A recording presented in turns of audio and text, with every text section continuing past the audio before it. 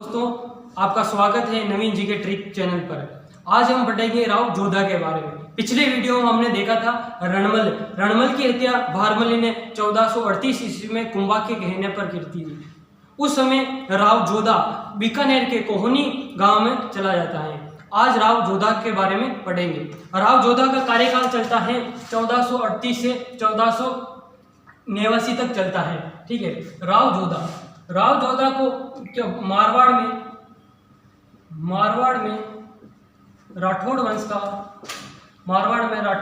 वंश का वास्तविक संस्थापक कहा जाता है। वास्तविक संस्थापक कहा जाता है। ये बात किसने की? गोपीनाथ शर्मा ने की थी। एक बात किसने की थी?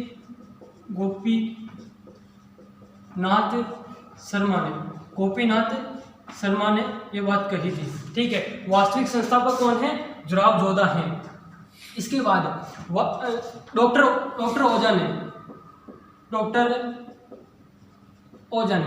ओझा ने राव जोधा को वास्तविक सामंत प्रथा का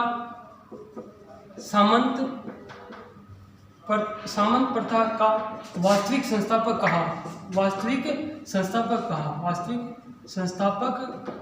संस्थापक कहा था। और डॉक्टर ओझा ने ही इसको मारवाड़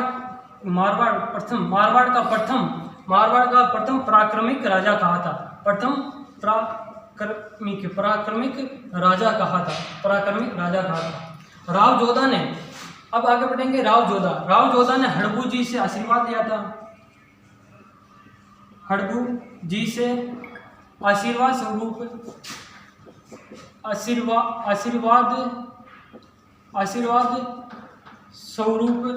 कटार ली थी। राव जोधा ने हड़बू जी से आशीर्वाद स्वरूप क्या ली थी? कटार ली थी। तो हड़बू जी के आशीर्वाद से ही 1453 में हड़बू जी के आशीर्वाद से ही हम अहाड़ा वे अवका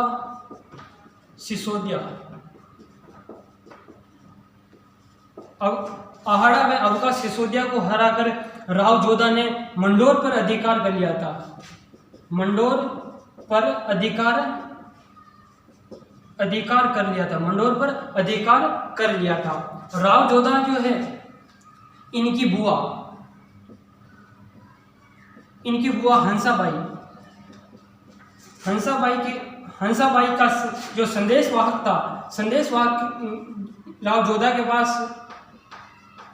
के पास क्या लेके जा, संदेशवाहक तो कौन था? हाजिया चारण था। ये जोधा के पास संदेश लेके आता है और हंसाबाई की वजह से, इनकी सहायता से मेवाड़ मारवाड़ संधि होती है। इस संधि को हम आंवल बावल की संधि कहते हैं। आंवल बावल की संधि कहते हैं। आंवल बावल की संधि कब हुई थी? तो 1453 में हुई थी। 1453 ईस्वी में आंवल बावल की संधि होती है। किस किस के बीच में होती है? एक तो मेवाड़ के बीच में होती है, एक मारवाड़ के बीच में होते हैं। मेवाड़ का शासक राणा कुंभा और मारवाड़ का शासक राव जोधा। मारवाड़ का शासक राव जोधा, मेवाड़ का कुंभा। इस कुंभा का पुत्र था। पुत्र का नाम रायमल था। जबकि जोधा की पुत्री का नाम सिंगार देवी था। क्या था? सिंगार देवी था। अब सिंगार देवी और रायमल का क्या हो जाता है? विवाह हो जाता है। विवाह हो गया था इन दोनों का। ठीक है। विवाह कर दिया जाता है। राव जोधा इस समय बगड़ी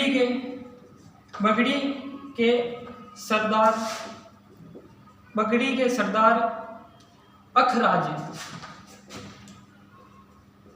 अखराज ने अपना अंगूठा काटकर राव जोधा का क्या कर दिया था? राज्य अभिषेक कर दिया था। ठीक है। ये केस इसमें मेवाड़ आंवल बावल की संधि, ये इंपॉर्टेंट है एग्जाम की दृष्टि से कि आंवल बावल की संधि कब हुई? 1453 में हुई।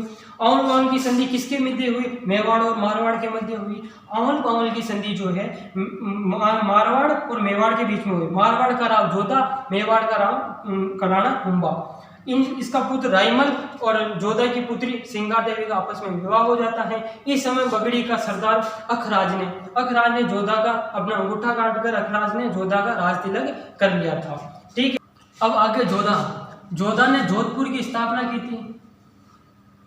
जोधपुर की स्थापना कब करता है? 12 मई 1459 ईस्वी को जोधा ने शनिवार के दिन जोधपुर की स्थापना की थी।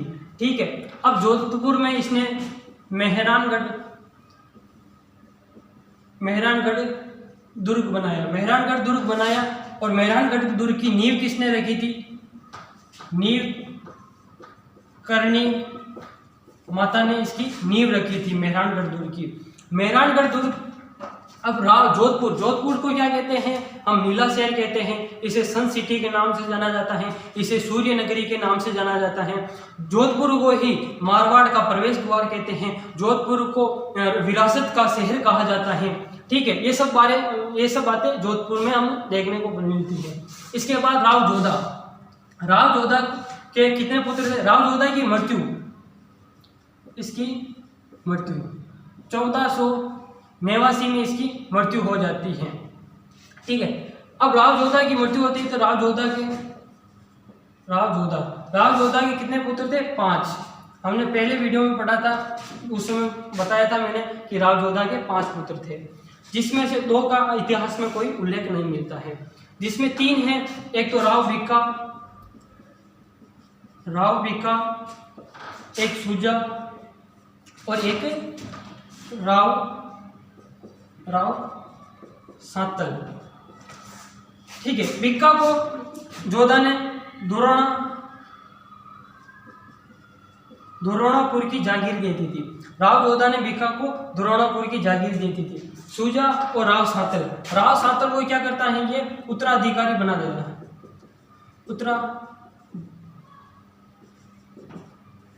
उत्तराधिकारी इसको नियुक्त कर देता है। इस समय राव जोधा नाराज होकर इसके चाचा कादल के साथ बीकानेर की स्थापना करता है। बीकानेर शहर की स्थापना करता है। 12 अप्रैल 1488 को आखा तीज के दिन बीकानेर की स्थापना मां करणी माता के आशीर्वाद से राव बिक्का ने की थी। ठीक है, इसके बाद अपना नेक्स्ट शासक आता है राव सातल के बारे में। नेक्स्ट शासक है अपना राव सातल में देखते हैं। राव सातल अपना छोटा भाई वीर सिंह को मेड़ता का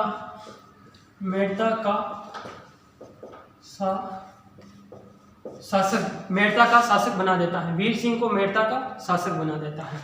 राव सातल ने जैसलमेर में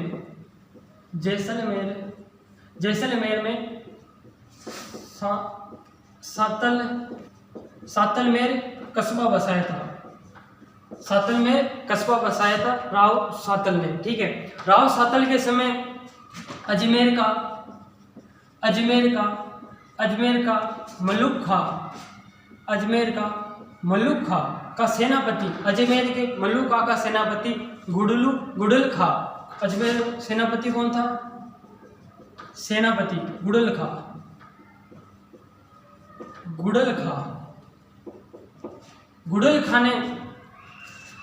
खा जो है वो जोधपुर आता है, और जोधपुर आता है तो 140 अविवाहित कन्या गणगौर की पूजा कर रही होती हैं।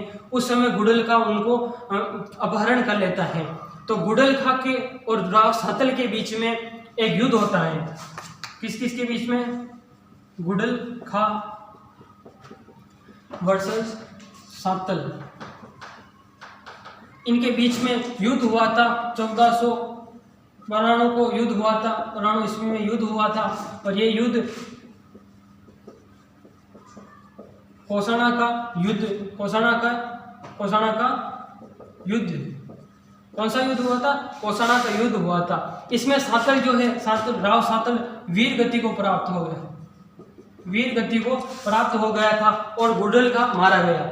गुडल की याद में आज भी मारवाड़ में गुडला नृत्य किया जाता है। गुडला नृत्य महिलाएं अपने सिर पर चरी रखकर उसमें छिद्र कर उसमें दीपक जलाया जाता है और ये गुडला नृत्य किया जाता है। राव सूजा जो है इस समय बीका जो है वो बीका अपनी तरफ से उसका बेला पटिहार को भेजता है। राव बीका अपनी तरफ से बेला पटिहार को राज चिन्ह लेने के लिए राव सूजा के पास भेजता है, पर राव सूजा उस समय क्या कर देता है? मना कर देता है। तो जसमात दे, राव बीका और सातल की माता जसमात दे ने इन दोनों भाइयों का समझौता करवाया था।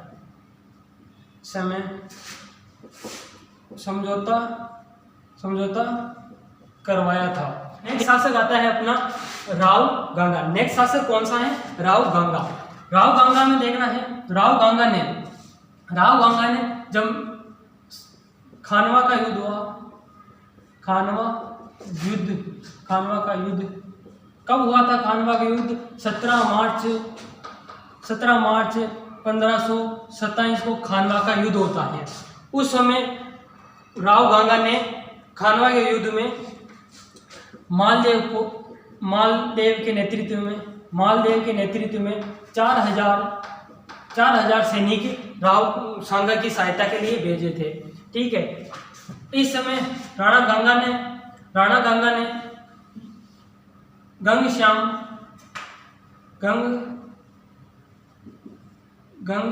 गंगश्याम मंदिर बनवाया था मारवाड़ में। राणा गंगा ने तालाब बनाया था। राव गंगा की हत्या मालदेव ने कर दी थी। इसके पुत्र मालदेव ने इसकी हत्या कर दी थी। तो मालदेव को मारवाड़ का प्रथम पितृहंता कहा जाता है। मालदेव अब नेक्स्ट शासक अपना आएगा मालदेव, वो अपनी नेक्स्ट क्लास में करेंगे। जय हिंद।